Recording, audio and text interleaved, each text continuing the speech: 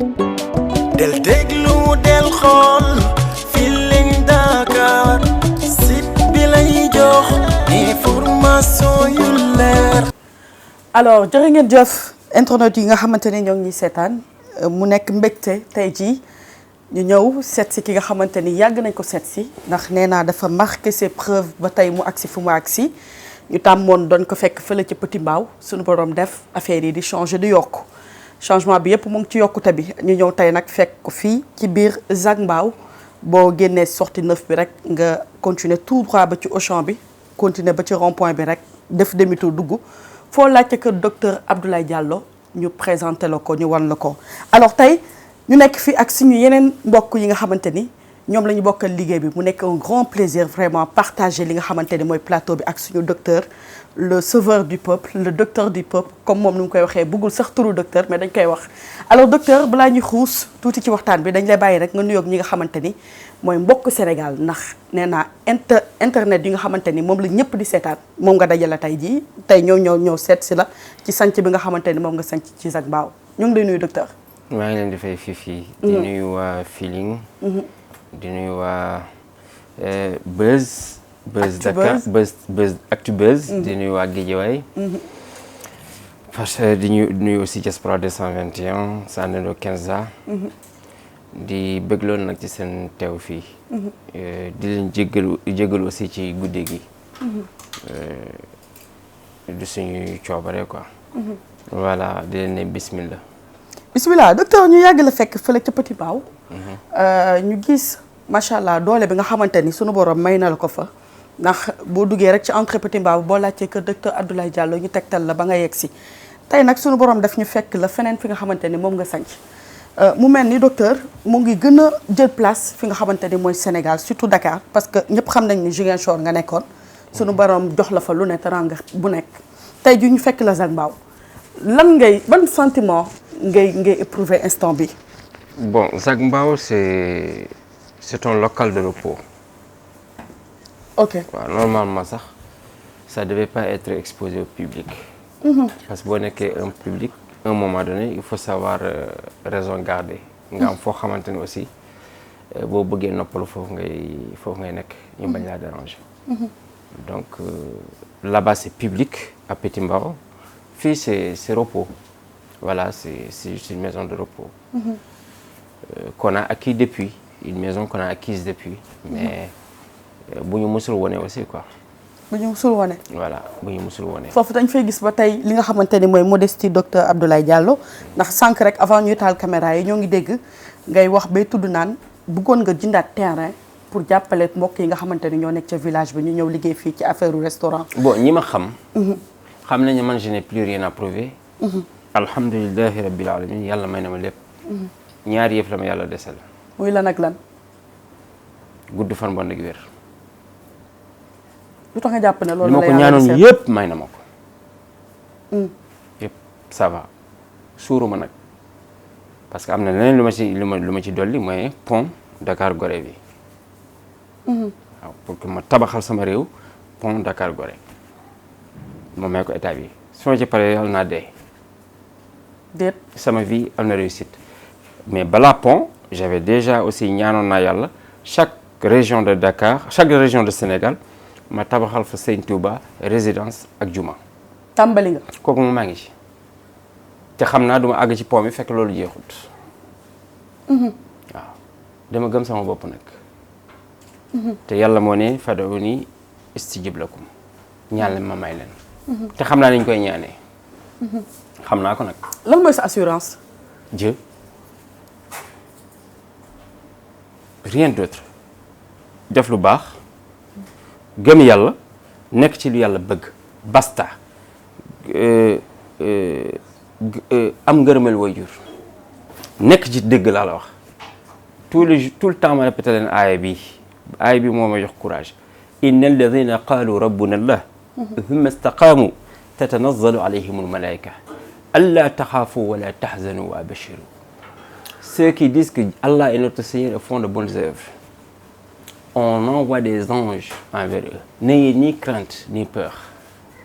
La promesse de Dieu, bientôt elle sera là. C'est-à-dire le paradis. paradis nag lu bëri lay tekki. man j'avais même des vigiles yooyu yëpp bàyyi naa ko parce que dafa mel ni dama weddi yàlla. exactement. je suis en sécurité. loolu laa bëggoon ñëw. ragaluma dara ci àdduna. mais docteur dañu gis macha allah. entre parenthèses am na sax ñoo xamante ne léegi dañuy def ay vidéo di wax ci man te xamuñu ma sax. boo leen mënoon dara di tontante dinaa ay sëriñ leen boo leen mënoon dara liggéey la ma dee wala ngeen dofloo ma man mun naa ko man ku ma sonnal ma éliminer la boo leen xamee dara éliminer la ma mu gën a yomb du ma takk du ma diw. mais ñoo ngi lay pexeel de. munuñu lu ma tus arrête bul ma énervé déjà émission bi demagul fenn. lu jégiwul ci yàlla kenn mënu ci man tus. mais da ngay déranger moo tax ma wax la loolu. c'est leur problème parce que je suis en train de dire leur secret et puis je suis en train de révolutionner le maraboutage et puis la médecine traditionnelle mais ils n'aiment pas la vérité lu tax ñuy fayloo ticket nit ñi bu ñëwee si ñoom. fu ñu ko teg yow nit ñi bu ñëwul doo nekk di. ngay naan ay ticket 2000 ay ticket 5000 wala ay visite privée di fayloo 50 000. dinaa nit ñi mën nga faj fekk da ngay fen c'est pas sérieux il faut respecter le peuple. wala nga toog néeg di wér di naan sëriñ nga di ñaanal nit ñi alors que yow yaa gën a kàccoor kii ñëw ci yow. kooku dafa ñëw ci yow parce que da ngaa jege yàlla alors que yow jege yàlla boo gisee jabar jaamul nga tëdd ak moom fu ñu la gis yaa ngi nuyu jigéen ñi di wax lu sa yoon nekkul. nga naan nitu yàlla nga ngay naan sëriñ nga fay ma million ma ñaanal la foo ko teg yaa gën nit ki ci yàlla. te nit ki bu jëloon 10 000 francs may yaayam jël 10 000 francs jënd xaw ma cere sax ak meew may ko ay talibé alxuraan ñu ñaanal ko ci lay gën a gaaw.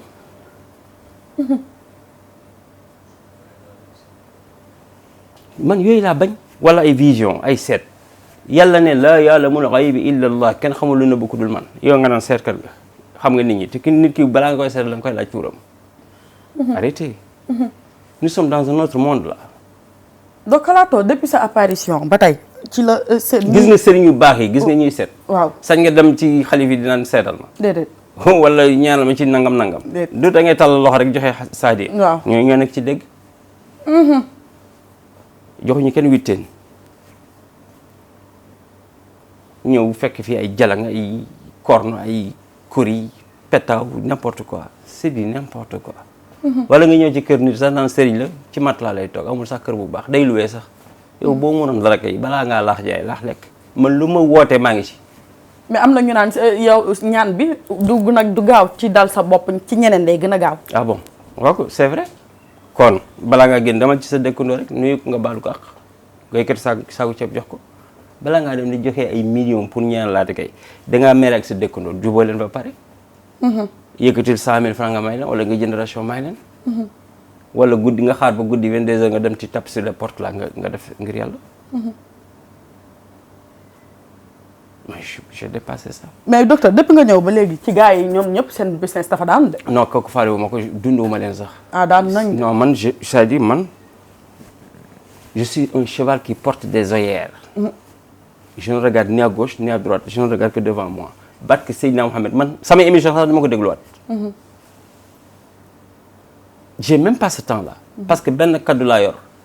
keroog dernière émission la ma waxoon. il y a 8 mois la même chose que je parlais loolu laa doon répété. mais je suis moi. je suis moi. je suis moi il faut rester simple. faut rester simple lu ma mënul dama ci dugg. tout à fait. yàlla moo def tey je suis le seul au monde qui traite le diabète à 100%. yàlla moo ko may Sëñ Tuubaa ko may. le seul au monde. qui d'autre traite le diabète. au monde donc. ma ne qui d'autre traite le diabète en un laps de temps comme moi. de 0 à 4 ans. moi je te traite ça. waaw en 4 semaines. 4 ans 10 ans je te traite ça en 2 mois 2 fois 4 semaines. supérieur à 10 ans je te traite ça en 3 fois 4 semaines 12 semaines. l'hépatite B boo ko amee tey boo demee hôpital dañu lay gunge te deewagoo par 6 mois ngay ñëw. tenofovir lañ lay jox antirétroviraux parce que c'est le même virus que le sida man je te traite dans 8 mois 6 mois sax mais kii au monde foo mos a déggee ne 6 mois laa ko doon fajee mais dama ci dolli 2 mois parce que foie ak xol dañuy génnee benn deret par 45 jours ban médecine ban nit moo ko mos a wax ku dul man. waaw dégguma ko. man naka laa xamee ne cœur bi ak foie bi dañuy génnee deret 45 jours après chaque 45 jours. léegi boo fajoo 6 mois bu dee le sang là était infecté bu duggaatee ci yaram bi mun na infecté yaram bi moo tax may naan 8 mois d'hépatite B. dans toute la médecine moderne on dit que la colopathie c'est régime à vie man sama garab benn yoo nga koy naan colopathie bi jeex kooku moom c'est preuve à l'appui. hémorroïde bu ñu lay faj fii 200000 lañ la 100000 di la naan loo ay bouteille ba nga dee 6 mois mënuñ ko faj. 3 semaines laa lay faj en 2 semaines nga ne alhamdulilah 30 000 ngay fay plus 15 000 déparasitage garabu colopathie parce qu'on ne traite jamais les hémorroïdes sans traiter le ventre parce que le mal il faut le traiter à la racine. biir mooy nit tout le temps ma wax la ko li ñuy wax dafa mën a faj man nëbbatuma li may faje man ci biir laay jaar. xam naa ci dara biir bu til alhamdulilah sax. de preuve là. yow. man sama toujours bi la tane docteur bi ngay dee. ba may dee. nga naan bopp bu métti bopp bu métti. maa la ko wax ngay jooy ma ne la du bopp bi. ci biir bi la. bopp bu métti bu dul wér ci biir la. biir bi ngay déparasité. biir bu tilimee tànk day tànk biir bu tilimee ndigg day métti. biir bu tilimee da ngay am hémorroïde biir bu tilimee da ngay am trompe bouchée perte blanche. en tant que femme. mun na la provoquer kyste mun na la provoquer fibrome mun na la provoquer kyste ovaire. mun na la provoquer bopp buy métti bët yuy lëndëm.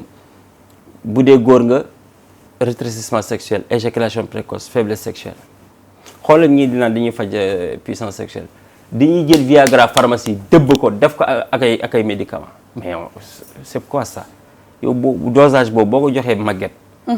tu n'as pas calculé son rythme cardiaque il va mourir. avant ngay faj puissance sax ci góor xoolal d'abord ndax il n'a pas des antécédents cardiaques. même man ngóor sax dafa la ko faj fekk raxasuma sa biir éjaculation précoce dafa la ko faj fekk raxasuma sa biir. lépp daal biir bi la. eh bien oui. waaw ku naan sama garab mais kooku gars yi léegi abonnement la ñuy def. je n'accepte pas nag nit di jël colopathie di ko jël chaque semaine non je suis pas d'accord. déjà boo ko jëlee benn yoon c'est fini colopathie que ça soit fonctionnel ou chronique c'est fini. mais faut pas nga koy def yoonu tool.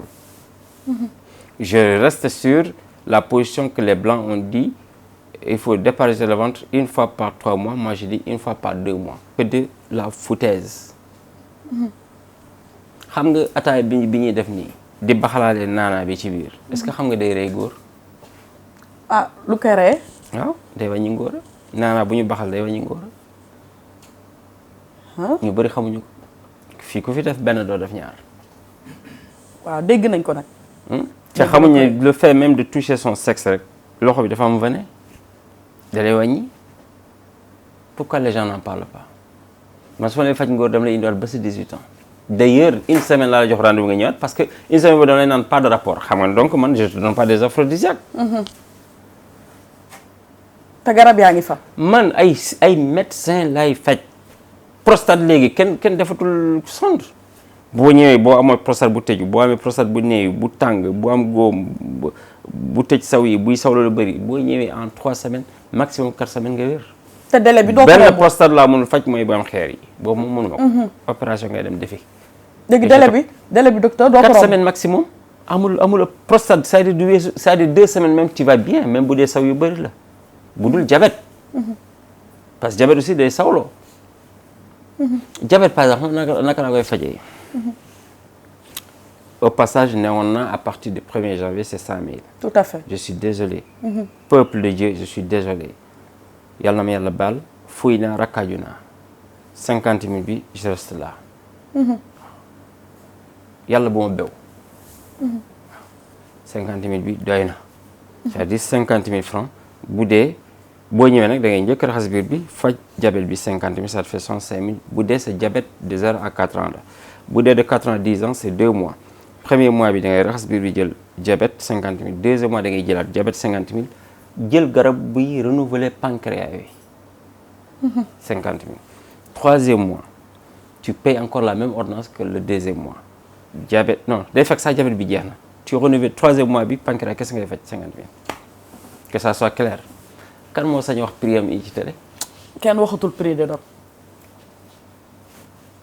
waaw parce que yow tamit jàpp ne yàlla daf la teral. man loo non c'est pas ça c'est-à-dire nee naa la boo nekkee ci dëgg rek man kaana lillahi kaana allahu lahu. ku nekk ci yàlla mooy dëgg yàlla nekkal la c'est tout. moi j'ai pas le temps de la bassesse. je verse pas dans ça. docteur kañ ngay pare pour ñëw ci centre ville ba. Pour faire quoi? mais déjà fii am nga fi li nga fii am ñëpp a ngi lii te docteur mooy lu ñu la ko waxee la fois passée ñu la soxla dafa bari tey jii am nga fii kër am nga fële kër tey jii centre ville bi tamit dañ lay soxla sax yow da nga xam ñaata kër la am man ba Kolda am naa fay kër ba Kaño bon chez moi rek maa ngi tabax 4R+1 ci benn terrain pour Sëñ Touba chantier bi musul taxaw même tey fi nga xamante ne ciment xaw na manqué parce que les camionneurs sont en grève ñu ngi tabax. mais donc loo wax na Serigne Touba te Fuuta ñu bëri def nañu ay gàllaaj bu tabax bi àgg mënuñ ci tus. Il y a des élus de Dieu. rijalun la tulhihim tijaratun wala bay'un an dhikrillah wa iqamis salati wa ita'i zakat yaxaafuna yawman tataqallabu fihi alqulub wal absar liyajziyahum allahu ahsana ma amilu wa yazidahum min fadli wallahu yarzuqu man yasha bi ghayri hisab sadaqallahu al-azim. mais donc lii nekk ci bopp bi macha allah alxuraan mi ngay wax te fu ñu la fekk macha allah élégance ngay wane costume cravate comme ni ñu koy waxee est-ce que amul ñoo xamante ni tamit lii nii benn instant tamit. L'islam c'est l'élégance. Tout ce qui est beau c'est Seydina Mohamed. Tout ce qui est perfection kooku ki ko yeyoo xam na ko. Il y a la grandeur, la beauté, la perfection. Yàlla léppam ñett la. L'apparent, le caché dans le caché. Alif, lam, mim. Même bët lu weex li di gis ñuulaay bu rëy bi gis ñuulaay bu ndaw bi mooy gis. Islam, iman, ihsan, sharia, tariq, haqiq. Rassemblement, séparation, rassemblement dans le rassemblement. Singulier, particulier, particulier dans la particularité. est-ce que. Yàlla léppam ñett la. Dieu se connaît par la marche du vécu dans la contemplation. Sadaqallahu al-azim. macha allah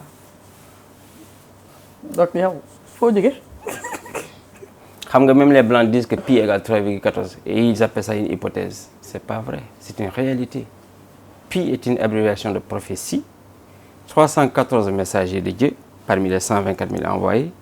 Chacun a une représentativité divine. Dieu a 100 noms. 314 divisé par 100, ça te fait 3,14. Autrement dit, les 22 lettres qu'on a écrites la Sourate al-Fatiha, divisé par les 7 versets de la Fatiha, 22 divisé par 7 égale 3,14.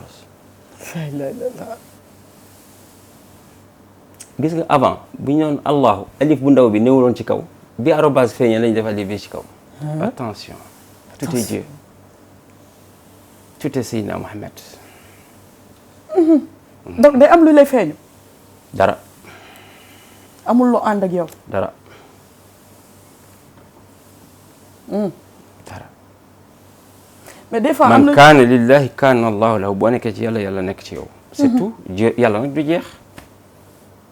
nee naa la Dieu se connaît par la marche du vécu dans la contemplation. foo toog xoolal rek lu bul xool leen lu dul yàlla.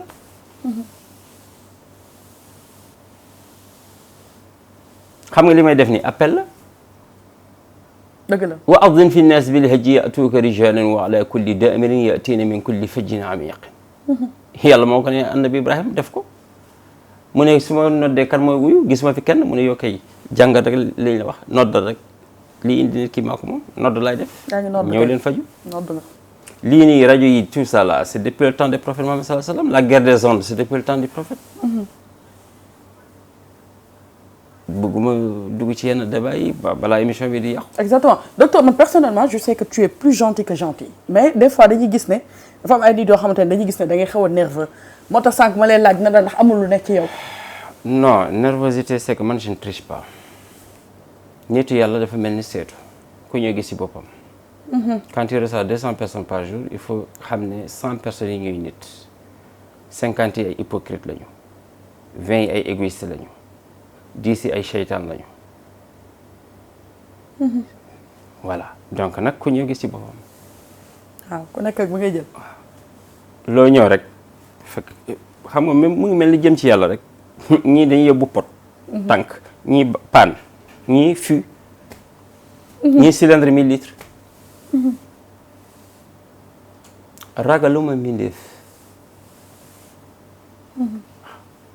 boo ñëwee nag si man moom bu ne même bu dee président nga tu es mon disciple. te da ngay rang xaar. Ah oui, personne n'a la priorité chez moi. Personne. Si ma ñëwee seen bureau man damay rang. waaw. Et personne n'accède chez moi sans être fouillé. Il y a des caméras partout. Partout. Ah ben oui. Ouais. Parce que xam naa dofuma di. mën nañu indi sax drogue. def ko sa suuf fauteuil. après ñu dem yoole la. quand même je suis pas né de la dernière goutte de pluie hein. Exactement docteur ñu laal tuuti ci yenn feebar yi avant ñuy tëj émission yi lu ci mel ni AVC nga xamante ni sànq ñoo ngi doon wax ci beneen feebar bu gën a grave mais AVC ñëpp xam ne da lay téye carrément ba doo mën a bouger mais ñun gis nañ ñoo xamante ni def nañ témoignage xamal nañu yow yaa leen faj ci loolu. alors AVC am na boo xam ne mënuma ko faj. mais donc doo rus di wax mënuma faj. lu ci ne. am na ñoo xam ne dañ koy camoufler. nii naa le monopole du savoir. AVC par exemple boo na ngelaw seetaan kooku moom bu dee seetaan rek wala rab kooku moom macha allah 3 semaines sax mu jeex. xam nga ngelaw seetaan da lay ëff nga paralysé. mais docteur tubaab xamul loolu. lay naan tension wala AVC. AVC tension aussi mën nañ ko faj. ça dépend ci durée bi mu am ci yow. ñenn ñi 4 semaines ñenn ñi 8 semaines ñenn ñi 3 fois 8 et 4 semaines ñenn ñi 4 fois 4 semaines ça dépend.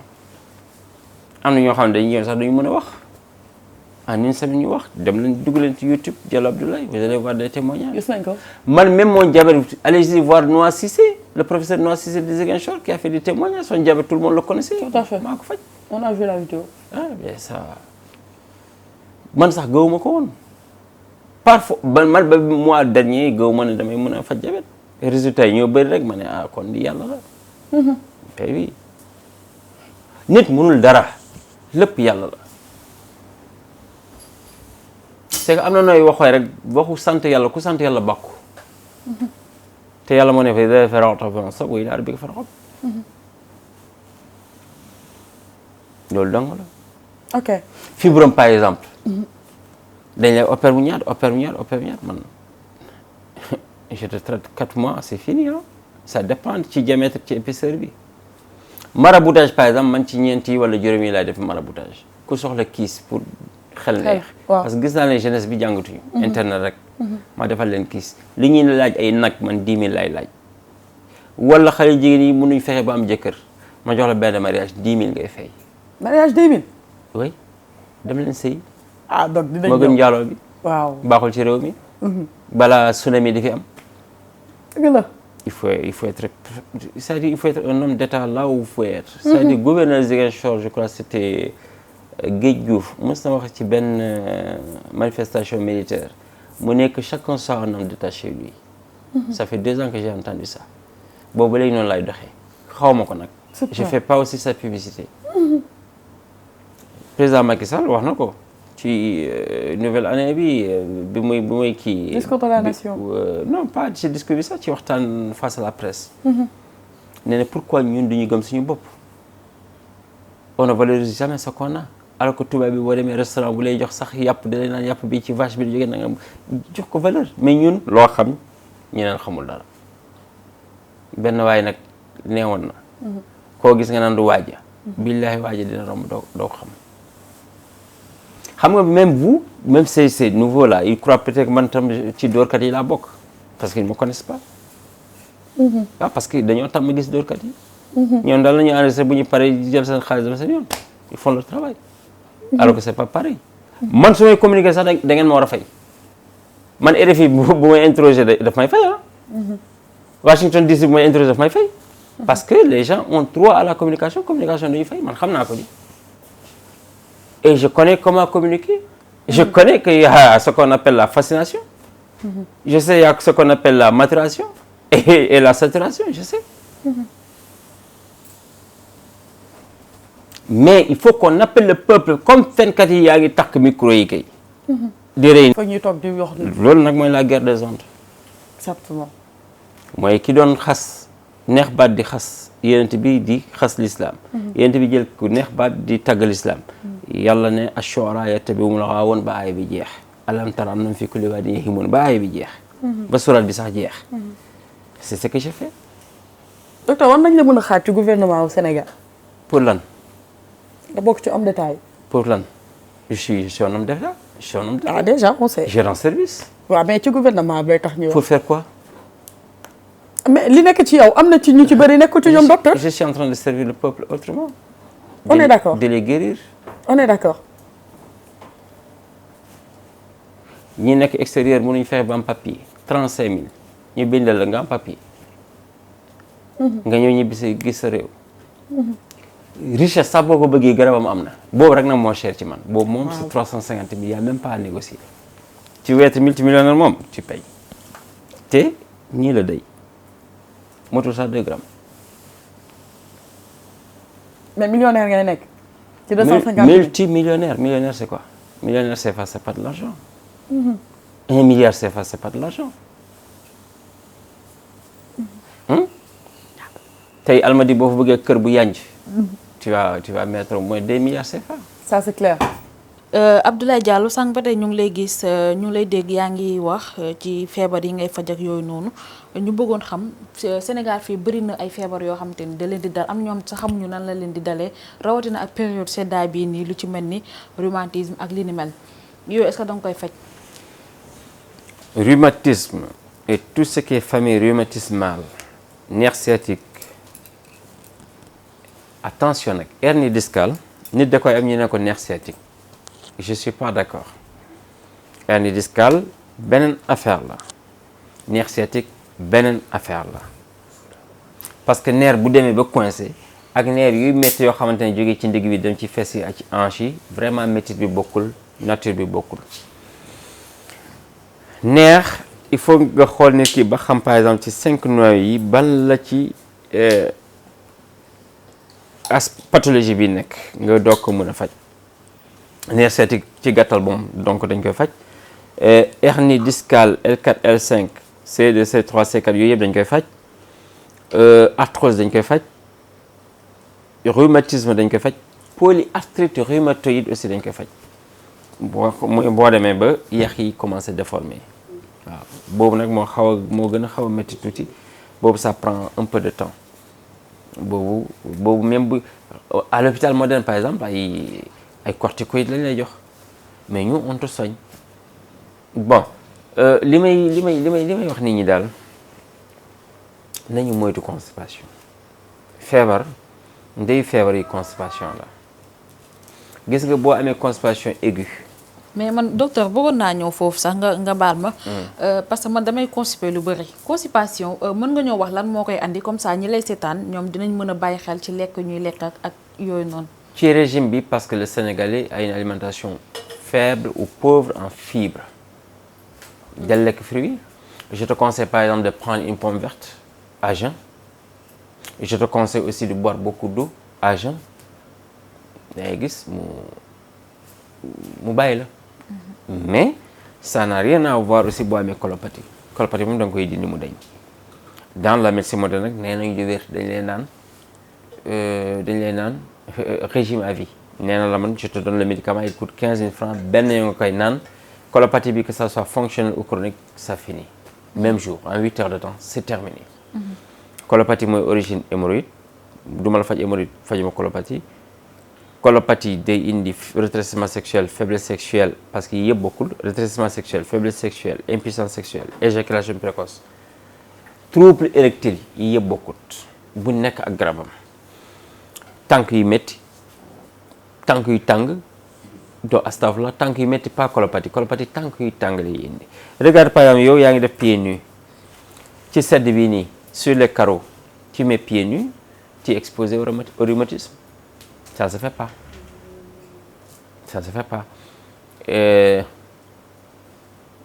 Ndigg buy métti arthrose cervicale arthrose tout court arthrose par exemple kenn mënu ko fajul siti bi boo ko amee mooy woowloo yokk wi su yokk yi woowee nag ñu ne la arthrose am na ñoo xamante ne seen yax yi genoux yi sax day laante bu kenn opère bu kenn jël corticoïde ñëw leen ma faj leen c'est simple arthrose 40 000 la ordonnance bi en 3 mois 40 000 fois 3 je suis précis dans ce que j'ai fait pour les gens qui sont à l'extérieur parce que man samay patients yu ëpp extérieur lañ nekk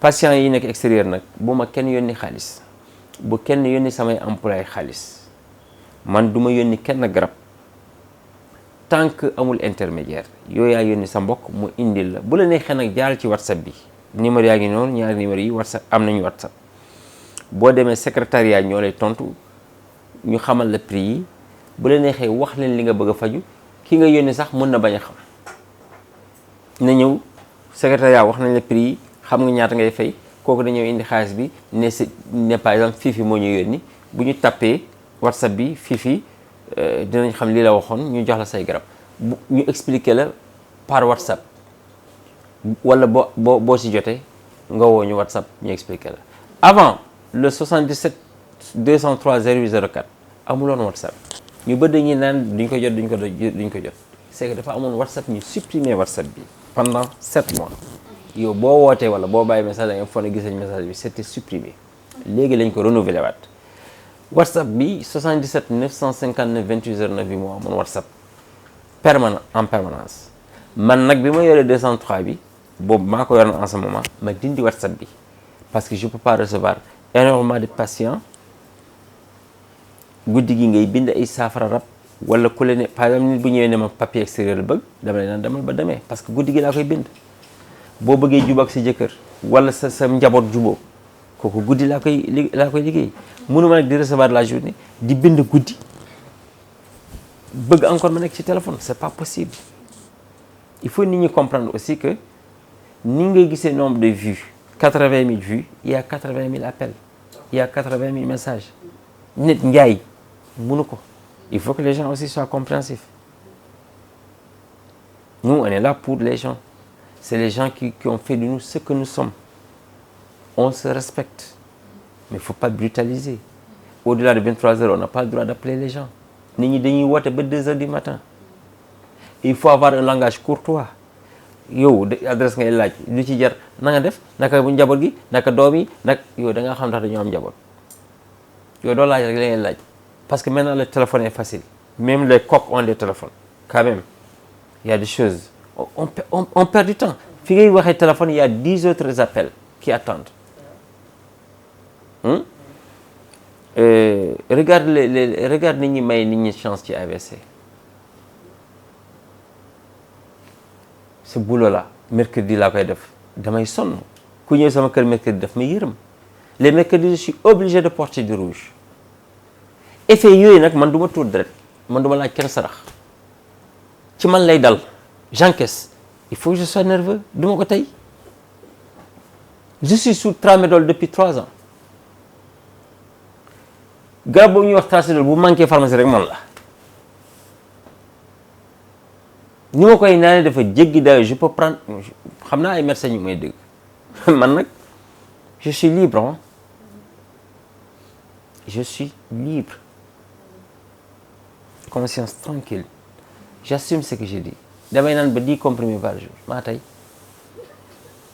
bi sama yaram la waaw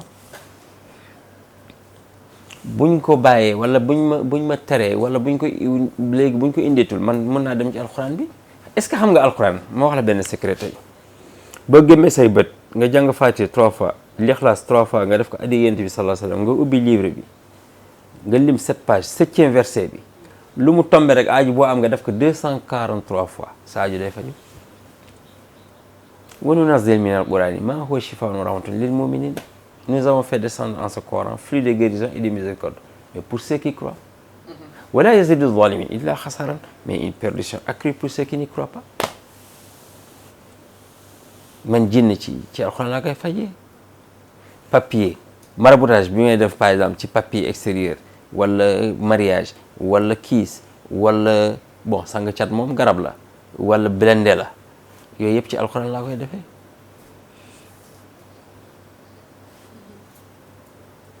même ngóora aussi am na ay ngóora yu parce que am na ngóora par exemple bu ñu la takkee xalam man ci alxuraan laa koy dindee xam nga sànq maa ngi naan éjaculation précoce rétrécissement sexuel faiblesse sexuelle impuissance sexuelle bokkul takk xale aussi bokkul ak yooyu. boo mënatul am jàmm ak sa jëkkër guddi ma ñëw liggéey xam nga loolu jaamu yàlla la te dama la ci laaj lu ëpp 25000 njaboot bu mënul jëboo dama ci laaj lu ëpp 25000 man benn affaire bu cher laa yor mooy boo bëggee am alal loolu nag moom mën nga lim 3 millions nga toog sama kanam du ma la ko may. su ma xoolee am na benn bouteille ndox mooy teg sama kanam su ma gisee ne vraiment ça ne va pas bu chance boobu boo ma joxee 10 millions dama la ko jox te gëw ma ne nit mën na toog sama kanam am lu ma amut ci Sénégal gi bii bu dee bii rek CFA bii alhamdulilah macha allah wa amma bi ni'mati rabbika fa haddis bu dee yàlla dafa lay waxal. xam nga sama chanteur préféré Youssou Ndour la keroog wax na ko lim na li ko yàlla defal loolu ayut day sant yàlla ku sant yàlla bokk man ñaar laay déglu Dip Doundou Guiss lu mu woy man la woyal lu mu woy man la woyal maa ko fan boo ko xamee seetal ma ko nga ne ko je l'invite à un dîner waaw Dip moom bëgg naa ko parce que li muy bind yëpp déjà woy na yaayam moi j'aime ma mère te lu ma yàlla may sama yaay la billaay defal leen seen ndey yàlla neen seen ajjana mu ngi ci seen peggu ndey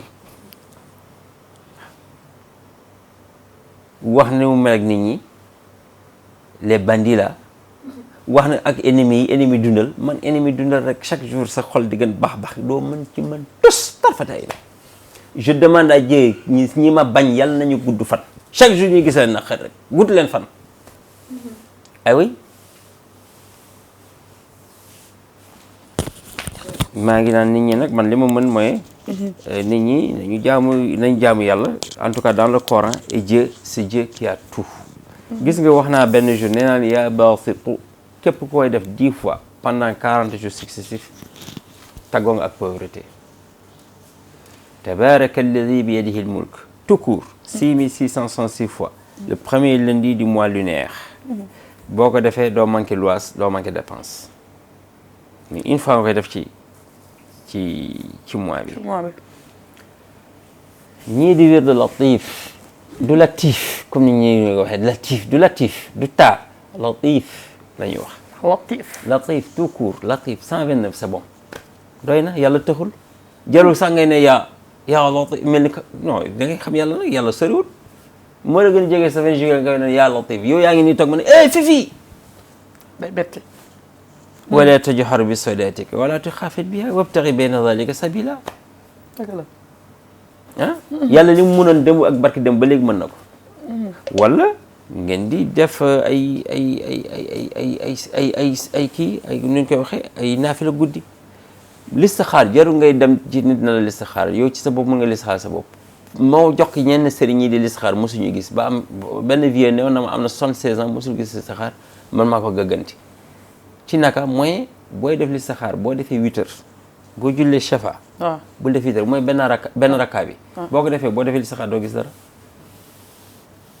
dangaa tëj lépp dañ koy defee bon 21 Fatiha rek boo ñëwee ba iyyaaka na'budu wa iyyaaka nasta'iin nga julli ci Yonent bi nga laaj sa soxla nga àggali Fatiha bi nga baamtuwaat mais toujours répéter la même chose rek xam nit ñi nee nañ mën nañu seet ñaata émission laa doon def man Kolda RTS Kolda laaj leen Sega Pam wala le directeur kan ñaata émission laa doon def tey doon lundi ma ne suba mardi euro million lii mooy génn du dañuy lekk lu xaraam rek parce que 1000 francs jàmbur yi ñu lekk xaraam la di seet xaraam la di yéen bi moo ko wax du man ah comme da ngay lekk lu xaraam kay seetal euro million cagnotte bi lu gën a tuuti 20 millions euros la ça fait 1 milliard 356 millions yooyu yëpp dama ko doon def toog leen di ne suba lii mooy génne kii euro million wala méga million wala ma ne super la naa loto Italie lii lay génn veille de vendredi noonu la ko doon def parce que mardi et vendredi lay am mais man maa booytu le tilim dóorkat laa woon